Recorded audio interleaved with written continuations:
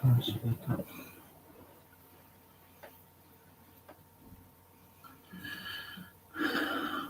الله الرحمن الرحیم.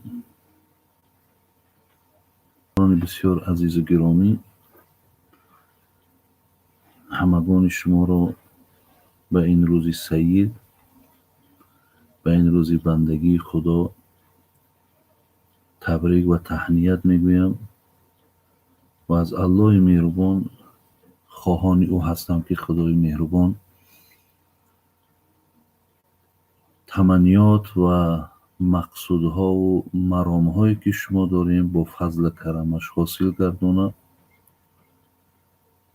و از خدای بسیار مهربان خواهان او هستم که خداوند محبت ما را، میل ما را، خواهش ما را به سوی دینش باز هم زیاد بگردانه و از الله مهربان خواهان او هستیم که خداوند گذشتگان ما و شما را رحمت و مغفرت کند و بیماری های ما و شما را خداوند شفای کامل دهد و علی خصوص بیماری هایی که امروز برادران ما و شما گرفتار شدن، خداوند شفای کاملشون تیا و бе пул ҳиҷомат дар шаҳри Москва ширкати шифофармо ба шумо пешниҳод мекунанд ҳамчунин дороҳои гиёҳӣ барои простатит, қавӣ намудани мардонагӣ, дароз намудани муҳлати ҳамхобагӣ, барои қадро баланд кардан, барои мӯи сар ва риш баровардан, барои фарбе ё хароб шудан, барои меъда, гурда, писариазм ва витилигоро низ пешниҳод менамоянд. боварӣ надоред, худи ҳозир ба номерҳои дар рӯи экран буда занг занед. шифофармо дар хизмати шумо. و آنهایی که بیمار نیستند خدای مهربان از این بیماری نگهشان می‌دارد. برادران عزیز و گرامی، در این لحظه هایی که قرار داریم میخواستم یک حدیثی را از جناب رسول اکرم صلی الله علیه و سلم به سمع شما رسانم و ان شاء الله در گرد این حدیث برای شما من معلومات میتیم و خدا خواهد تا انجام همین حدیث برادران عزیز و گرامی هر سوال هایی که اگر امروز من برای شما یک حدیثی را معنا میکنم و در روزهای سه شنبه خدا خواهد باز از همین ساعت های 9 سوال هایی که شما رو روان میکنین ان شاء الله من دفعه اوهاتون میگم. امروز به خاطری که من بار اول مقصد با شما روبروی ایستاده و گپ میزنم، میخواستم معنای یک حدیثی را هم که گویم انشاءالله اینشم از نفع و اینشم از ثواب خالی نیست. برادران عزیز و گرامی، حدیثی را که من برای شما میخواهم بیان کنم این حدیث امام مسلم است که با روایت مالک حارث ابن عاصم اشعری رضی الله عنه هست. پیش از آنی که این حدیث را برادرای عزیز من برای شما خوانم، دانسته باشین که امام حیثمی رحمت الله علیه و همچنان امام نووی رحمت الله علیه، این عالم های بسیار معروف و مشهور، گفتن این حدیث و این را برای خود همچون یک دستور عملی در حیات قرار میتین. برادران عزیز و گرامی، این حدیث بسیار در دینداری ما، بسیار در اعتقاد ما، بسیار در بندگی ما خیلی تأثیری کلانی را میگذارد. رسول اکرم صلی الله علیه و سلم فرمودند که الطهور شطر الایمان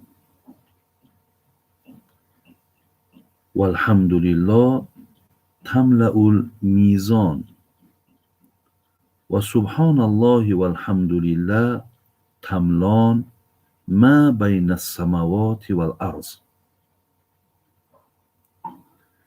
و الصلاة نور و الصداقة برهان كل الناس یغدو فبائع نفسه فمعتقها او موبقها.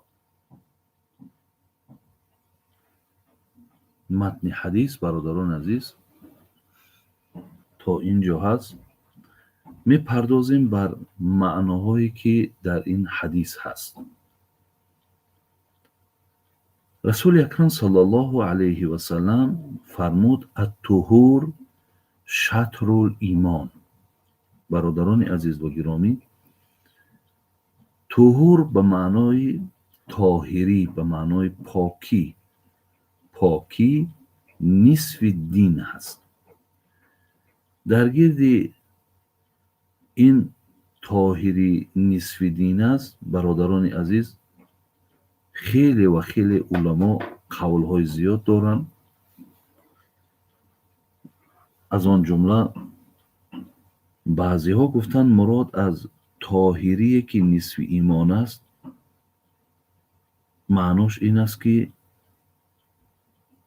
طاهر بودن از شرکیات، یعنی پاک بودن، خالی بودن از شرکیات، همچنان از خرافات، همچنان از بدعت، یعنی هر چیزی که برادران عزیز خلاف گفته خدا و رسول هست، وقتی بنده مؤمن از آنها خودش خالی نگه می دارد، پاک نگه می دارد، گفتن معنای این الطهور شطر الایمان همین است. و بعضی از علما برادران عزیز گفتن که مراد از طهور شطر الایمان طاهری نصف از ایمان هست. معناش این است، میگد که گپ در سری همون طهارتی که ما و شما میکنیم، میگد گپ سری همین میرود، یعنی دلالت بر همین میکند که بنده مؤمن باید دائم پاک باشد، دائم مقصد پای به طهارت باشد.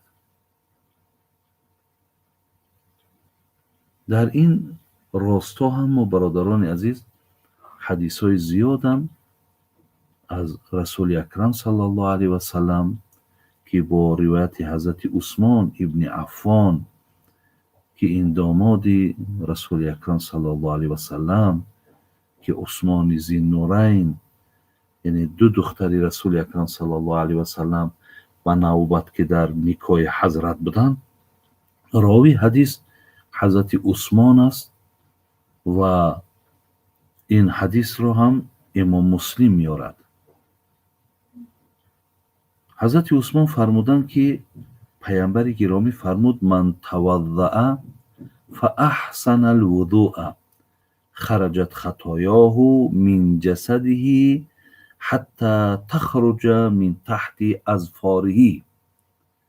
رسول اکرم صلی الله علیه و سلم گفتند که هر کسی که طهارت میکند، هر کسی که برادران عزیز طهارت میکند، طهارت وجود دارد که هر یک اعضا را 3 بار شستن، این بنده خدا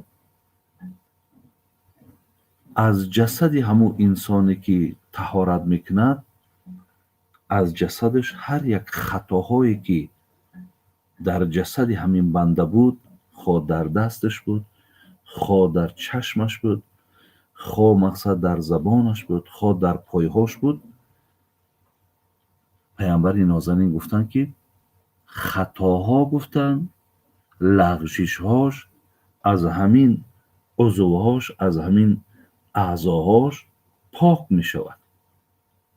حتی بینیم گفتن حتی تخرج من تحت اظفاره، حتی خطا یا لغزشی که در زیر ناخنش باشد حتی وی هم بیرون می شود.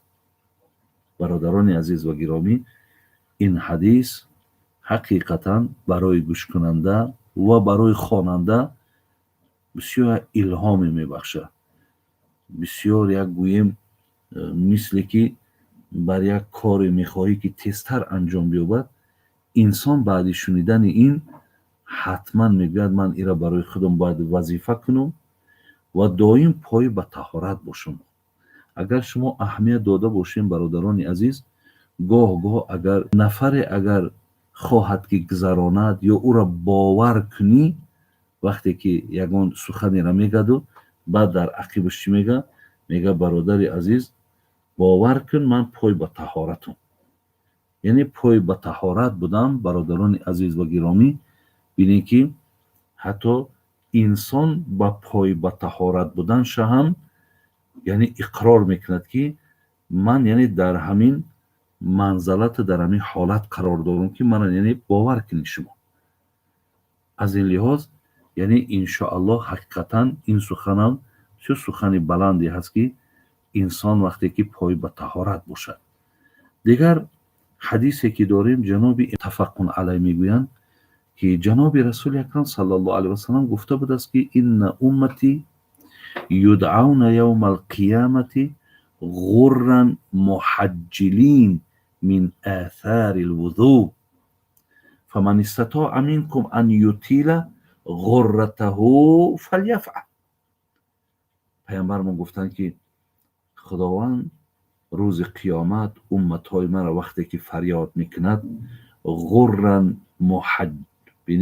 муҳаҷҷалин, яъне умматҳои ман ҳамон узувҳоеро ки шустанд, мисол дастҳошон буд, пойҳошон буд, чеҳраҳошон буд, пайғамбари нозанин гуфтанд ки муҳаҷҷалин, яъне онҳо ҷило метан. гуфтанд дар байни умматҳои дигар ҳатто як тамсил ва як ҳаммонандӣ ҳам пайғамбар карданд ки агар дар байни аспҳое ки ҳама аспҳо мақсад сиёҳ бошанд, вале дар байни онҳо як аспе ки пешонаш сафед бошад, оё шинохтани вай осон аст? гуфтанд бале, осон аст.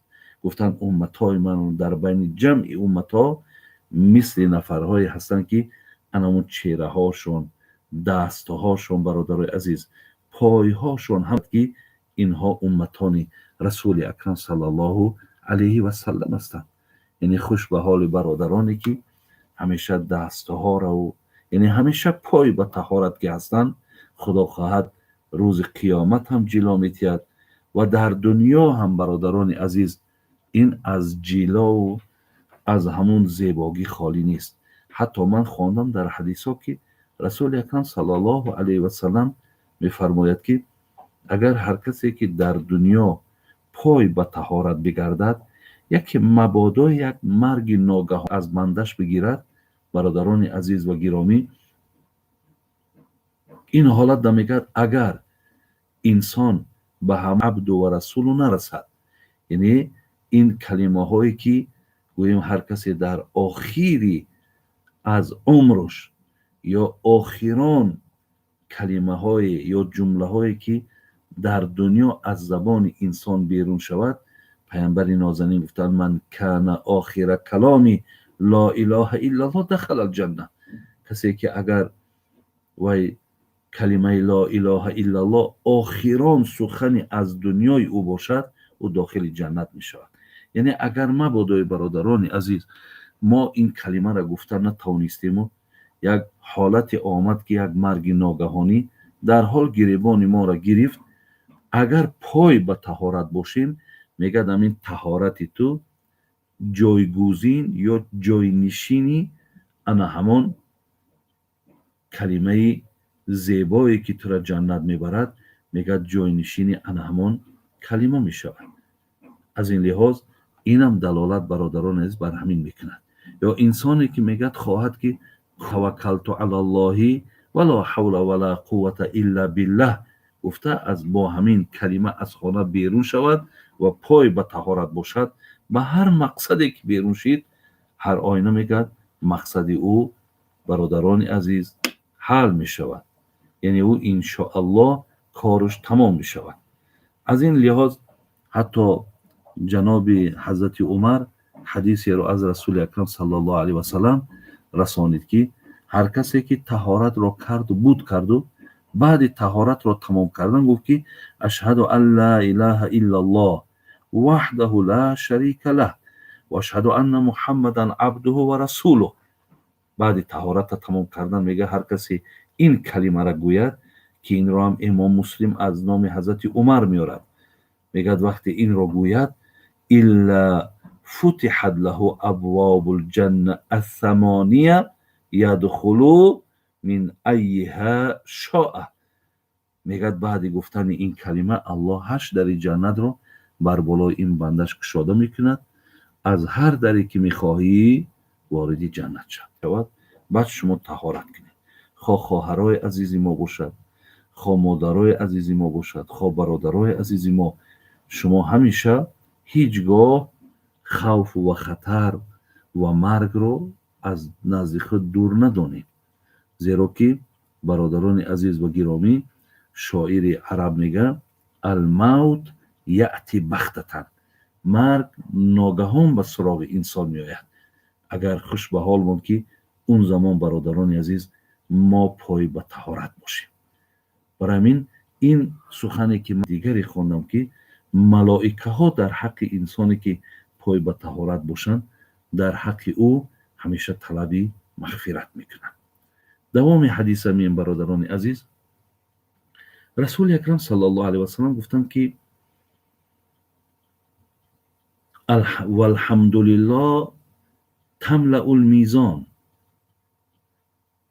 و سبحان الله والحمدلله از باب فضیلت ذکر می رود. یعنی رسول اکرم صلی الله علیه و سلم گفتند که این کلمه الحمدلله و این کلمه سبحان الله برادران عزیز و گرامی این تملأ المیزان، یعنی روز قیامت برادران عزیز و گرامی همون ترازوی اعمال ما را سنگین میکردگی انا همین کلمه های الحمدلله، سبحان الله، لا اله الا الله که افضل ذکر لا اله الا الله هست. وقتی که ما ایرا برای خودمون برادران عزیز درس میکنیم یا وظیفه میکنیم یا دائما به زبانمون اینها را که میکنیم، اینها ترازوی همون روز قیامت ما را بسیار، پله ترازوی ما را بسیار سنگین میکنند. حسن بصری برادران عزیز بسیار سخن زیبا داره، میگه الله را من سپاسگزاری میکنم که خدای مهربان برای ذکر خودش، برای یاد خودش جای را مخصوص نگردانید.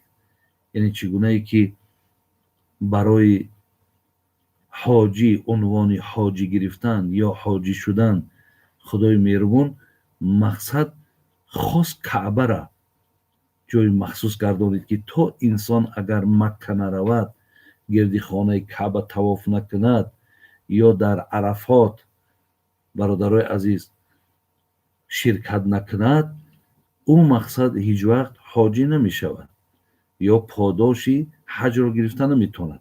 یعنی برای حج خداوند بین ماه مخصوص و همچنان روزهای مخصوص و هم مکان مخصوص رو انتخاب کرد. ولی حسن بصری میگه الحمدلله که برای ذکرش جای مخصوص رو خدای مهربان انتخاب نکرد. اگر برادرها الله مهربان میگفت که مرا برای یاد کردنم شما مدینه منوره باید روید یا مکه مکرمه روید یا یک شهر دیگر را نام میگیرید، چقدر برای مسلمان ها گران بشید. برای شما بینید در کجایی که نشسته باشین، در کجایی که دراز کشیده باشین، در کجای کار میکنین، در کجای دکانی که نشسته این، شما میتونید که مقصد در زبانتان الحمدلله، الله اکبر، هر جایی که شما گویین الله مهربان این یاد، این ذکر از همه شما قبول میکند. داوود طایی رحمت الله علیه که نمیگه که از عزیزای خدا هست، این کس چی میگه؟ میگه که هر کسی که در دنیا اگر با ذکر خدا باشد، با یاد خدا باشد، همیشه مقصد زبانش آلوده سبحان الله، الحمدلله سبحان الله و بحمده سبحان الله العظیم لا اله الا الله الله اکبر. وقتی آلوده این کلمات ها باشد، میگد که اینها میگد در وقت آخری که از دنیا میگذرند اذیتی تشنگی را نمیکشند.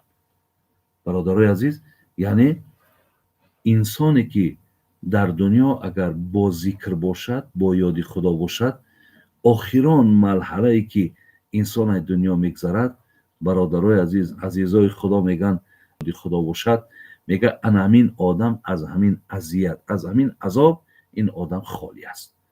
یعنی این اذیتی تشنگی را میکشد. ببینید چه فضیلت های برادرای عزیز و گرامی الله مهربان برای ما و شما عطا میکند هرگاهی که ما پایبند اگر یاد از یادهای خدا باشیم. ولی ببین حبیب خدا میگفت کلمتانی خفیفتان علی اللسان حبیبتان الی الرحمن ثقیلتان فی المیزان. پیامبر ما دو کلمه هست که بسیار ایره الله دوست می‌دارد.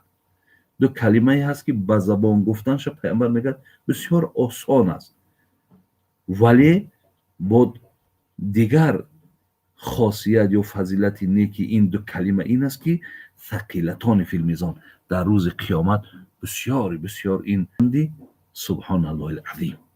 کسی این کلمات ها را برادرها اگر سبحان الله و بحمده سبحان الله العظیم ایرا گوید، این بشارتی که در حدیث آمده است، البته اون چی است برادر عزیز؟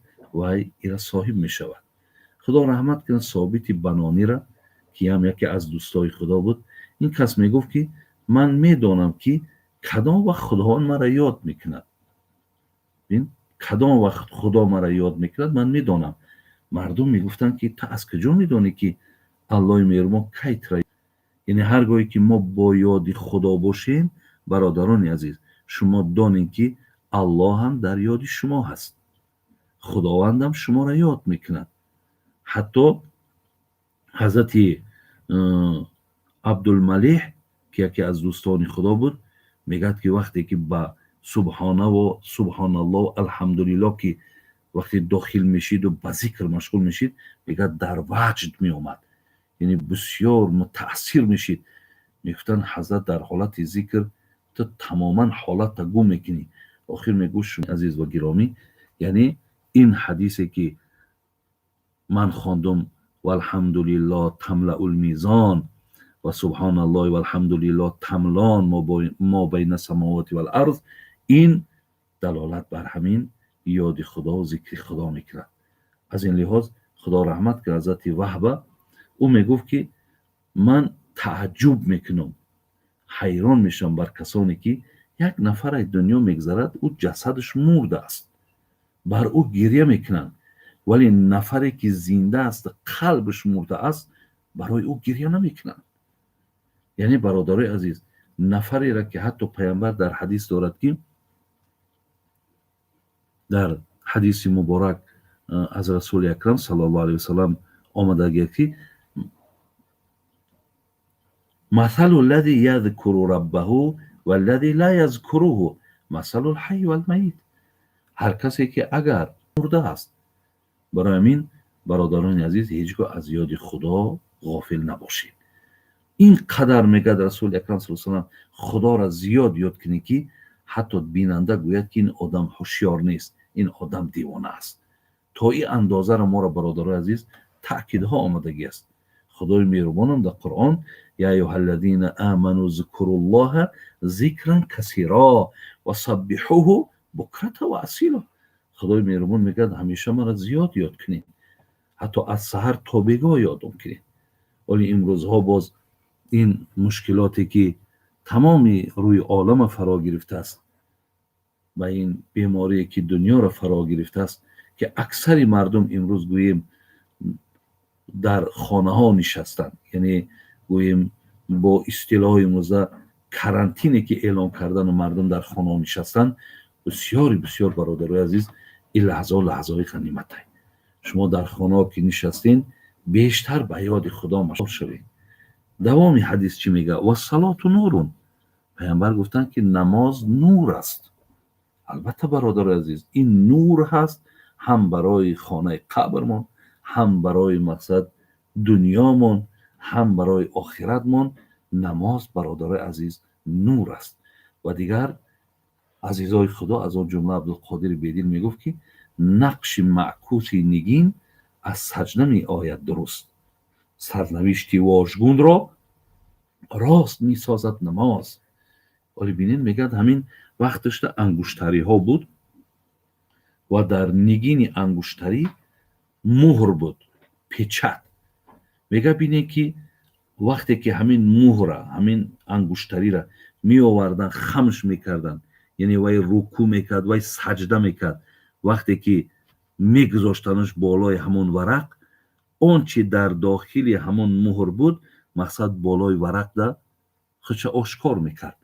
یعنی انسانی که وقتی که رکوع میکند، وقتی سجده میکند، معناش همین است که این آدم الله را شناخت. این آدم در داخلش خیلی که مهر در داخلش چی حرفی که بود بالای همون کاغذ آورد، انسان هم در درونش اون محبت و میلی که داشت و در رکوع در سجده مقصد نشان داد که من محب الله هستم، من مطیع الله هستم و میخواهم که از این خم و راست شدن از الله مهربان پاداش و ثواب بگیرم. برهان هست. برهان به معنای حجت هست که من آدم ایمان دارم. وقتی میبینین یک آدم صدقه میکند، احسان میکند، برادرای عزیز این معناش چی است؟ معناش همین است که این آدم همون دعوایی که میگد من الحمدلله مسلمانم، ان همون دعواش حقیقت داره. که این آدم بینین که در تاجیکای ما میگن که پول دادن و جان دادن برابره. ولی وقتی اگر آدم ایمان باشد، انمون وسواس شیطانه، انمون مثال گوییم خواهشات نفسانی که او را نمیگذارد که این احسان کند، خیر کند، همین آدم در مقابل او با ایمانش ایستادگی است، با عقیده درستش ایستادگی است. به این خاطر پیامبر میگه صدقه این برهان است. برادران عزیز و گرامی، صدقه هم ولی چگونه ای که من قید کردم که امروزها برادرای عزیز برای آدمانی که در خانه نشستند و بسیار یک حالت غنیمتی هست که مردم به ذکر مشغول شود، امروز هم برادران عزیز من از طریق اینترنت و از زبان برادران میشنویم که میبینیم بسیار بسیار مردهای خیرخواه خیلی زیادن. الله مهربان شما را حفظ کنه، خدای مهربان مالهاتون را باز زیاد کنه. برادرها در سوره سبا آیت 39 خدای مهربان چی میگه؟ میگه اعوذ بالله من الشیطان الرجیم و ما انفقتم من شیء فهو یخلفه.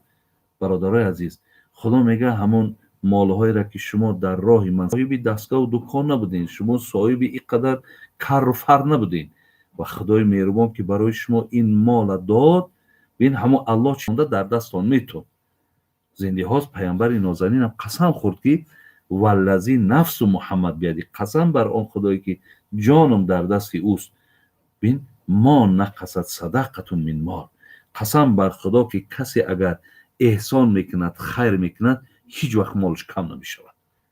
زنده هاست وقتی خدا ما را وعده دادیسته، پیامبر وقتی وعده دادیسته، برادرای عزیز و گرامی کارهای شما بسیار خیری هست، این کارهای شما بسیار نیکی هست و بسیار راه بهترینی را برای خودتان برادرای عزیز انتخاب کردین. رسول اکرم صلی الله علیه و سلم سوال کردند، گفتن ایو صدقت اعظم و اجرا، ای پیامبر نازنین کدام صدقه بهترین صدقه است؟ ببینید پیامبر چی گفت؟ ان تصدق و انت صحیح شحیح. وقتی که گفتن تو مال و ملک در دست خودت، انمون حالت در وقتی به دست خودت میکنی، ببین حتی در دوم چی گفت؟ گفت تخشى الفقر و تأمل الغنا. حتی میگه در فکرت همین خیلی سخنها میآید که من این قدر مبلغی را که جدا میکنم، مقصد $10,000 $20,000 برای برادرایی که امروز بیکارن، برای برادرایی که امروز دست نارسن، برای برادرایی که امروز محتاجن، من این 20,000 50,000 دلار برده احسان میکنم یکی کمبغل نشم. پیامبر میگه در ذهنش اینها میآید یا از مال من اینها کم میشود یکی مبادای پگاه به پول نمانم. میگه این وسواسه شیطانی است. رسول اکرم صلی الله علیه و سلم گفتن به اینها اهمیت ندین، از این در بالاتر بهتر الله و پیامبرش تو چی وعده کرد، تو سخن الله و پیغمبر بگیر. از این لحاظ برادران عزیز و گرامی، خدا برکتتون تیاد. دیروز مرا برادرم مخصومی نصرت الله از نوسیبیرسک کم زنگ زد، گفت در حق یک جمعیتی که قریب 80 نفریم ما جمع شدیم و مردمی که در امروز خانه نشستن، یعنی ما دستگیری کردیم، احسان کردیم و انشاءالله من از او برادرایی که در اون شهرها هستن آگاهی دارم و در هر جا کشین من الله مهربان همیشه دعا میکنم که خدا او برادرای ما که خیلی برادرای بغیرتن، خیلی برادرای هستن که هر کس در راست اونها گمانهای نیک دارد، خدای مهربان باز هم مالدارشون کند، باز هم ثروتدارشون کند و این خیر و احسان ها و این غیرت هایی را که اونها پیشه کردن خدای مهربان همیشه در عوض این عمر دراز و ایمان کامل شون تید. انشاءالله من در حق همه برادرای نه تنها نوسیبیر بلکه برادرایی که امروز میبینیم در هر گوشه های شهرهای بیرون از تاجیکستان مردم در مال تقسیم کرده استند، من یک قصه را برای شما میارم برادرای عزیز، شما بعد در برابر این یعنی برای یک عبرت انشاءالله که شما خدا خواهد فهمیش زیادم دارین، الکی فهمیش نمیداشتین، توفیق نمیداشتین، اینقدر مبلغای زیادی را دستگیری برای مردم صرف نمیکردین. میگه یک نفری بود برادرها به نام طلحه ابن عبیدالله، این صحابه پیامبرمون بود. میگه یک نفر پیش آمد و گفت حضرت من قرض دارم، بسیار حالم تنگه، کمکم نمیکنی، یاردم نمیکنی. برادرها نفری را که نمیشناسد نمیداند، خیلی که شما هم نمیشناسید نمیدونین دستاشون رو گرفتیستین. میگه گفت سعد ابن ابی وقاص پیش من فیراد کنین. آمد گفت همون زمینی که من داشتم شما 90,000 دیرم و نرخ کردین، همون زمین اگر پول تیار باشد بیار مرا پول به زمین بگیر. میگه پول سعد ابن ابی وقاص آورد، طلحه ابن عبیدالله همون 90,000 دیرم در پیش همین آدمی که احتیاجمند بود، قرضدار بود، در پیش گذاشت. میگه این مردک این پولی کلان دید، برادر از میگه در جاش نشست گریه کرد. گفت چرا گریه میکنی؟ مقصد از این دم بیشتر قرض داری؟ گفت نه، گریه من بر این است که حیف بر همین خاک، حیف بر همین زمین که تو بر این جوان مرد گو میخرد نابود میکند. یعنی شما گفت خدا شما را عمر دراز اتیاد که شما دیرتر داخل این خاک شوین تا این غیرت و این مثال جسارتی که من در تو میبینم. برای این خدای مهربان برکتتون تیا برادرای عزیز، راه های همین صحابه ها برای ما و شما درسه. انشاءالله شما با این خیر احسانتون نه تنها آخرتتون میخرید بلکه شما حتی عمرتون باقی باشد اگر در عوضش الله مهربان میگه من بر شما مال میتونم. پیامبر نازنین گفتن که ای حضرت پهلوان امت من کی است؟ گفتن شما فکر نکنید که پهلوان امت کسی است که یک آدم پشت در خاک میمالد، یعنی با طریق بازوی با قوت با طریق زوراوری و در زمین میغلطاند. پهلوان امت من او کسی هست که او غضبش را فرو میبرد. گفتن حضرت سوال دیگر کی را به اولاد میگن؟ گفت شما فکر نکنید که آدمی که فرزند ندارد فرزند و یا به اولاد میگن، یعنی گفتن کسی که اگر از پیشش فرزند از او اگر دنیا را پدرود نگفته باشد و یا به اولاد میگن. مقصد فرزندای خورده که از ما گذرد برادر عزیز در او دنیا که برای ما و شما شفاعت کننده میشوند، زین لیاز گفت کسایی را که فرزنداشون پیشتر نگذشته است اینها را به اولاد میگن. سوم گفتن فقیر کیست؟ پیامبر من گفتن که شما فکر نکنید آدمی که مال ندارد فقیر است.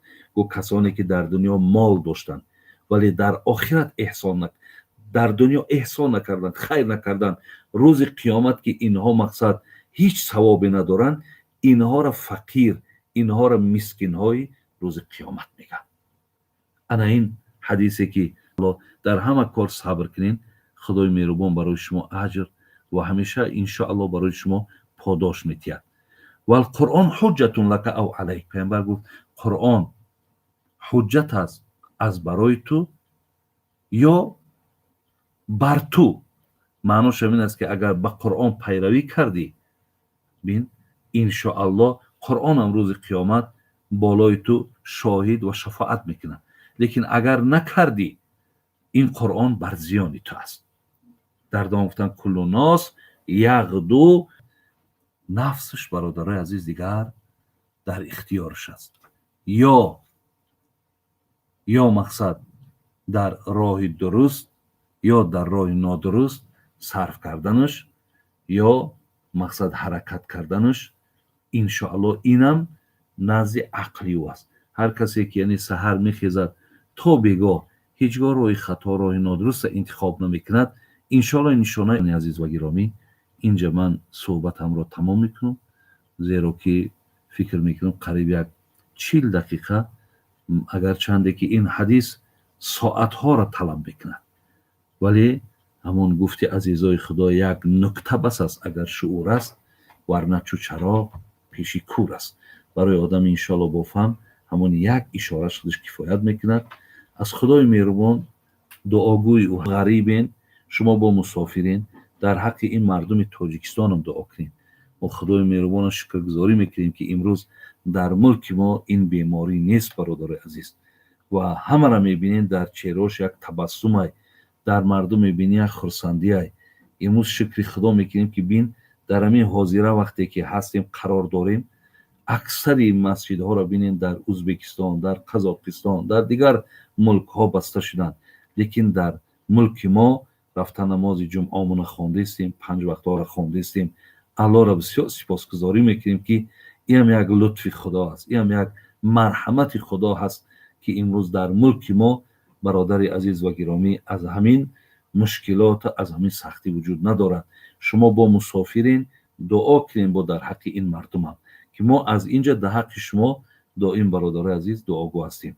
و خدا خواهد خیلی که وعده کردم روز سه شنبه برادران عزیز از ساعت 9، همین 9 که در همین تاجیکستان ما قرار داریم، این از ساعت 9 سحر من برای شما بیشتر از 40 دقیقه صحبت داشتم.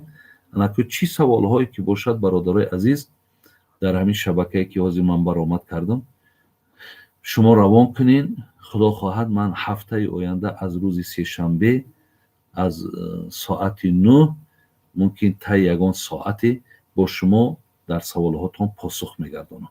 خداوند در پناه رحمت و عصمتش نگهبانتون باشد.